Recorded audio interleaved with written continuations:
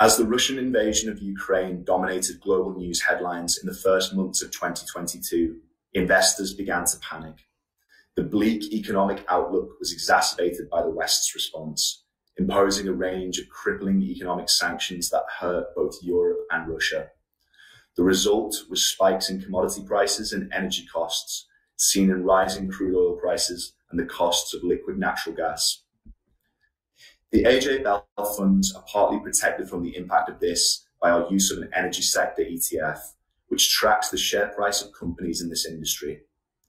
As other areas of the stock market started to sell off, these companies did well. The inflationary pressures of cost increases here flowed through to other areas of the economy. To help mitigate the effects, the Bank of England raised interest rates for the third consecutive time, taking the base rate in the UK to 0.75%. This was bad news for bonds, as when interest rates rise, bond prices tend to fall.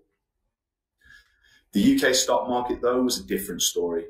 As other global stocks struggled, the UK saw a bounce thanks to its heavy concentration in sectors that benefit from higher commodity prices, with companies like Shell, BP and Glencore making up a large part of the top index. Elsewhere, responsible investors had a tough quarter, given their lack of exposure to mining and fossil fuel industries, which benefited from these economic conditions. These sectors typically have reduced exposure in most responsible investing funds. Just as the world was recovering from the COVID-19 pandemic, another crisis has reared its head, once again plunging financial markets into turmoil.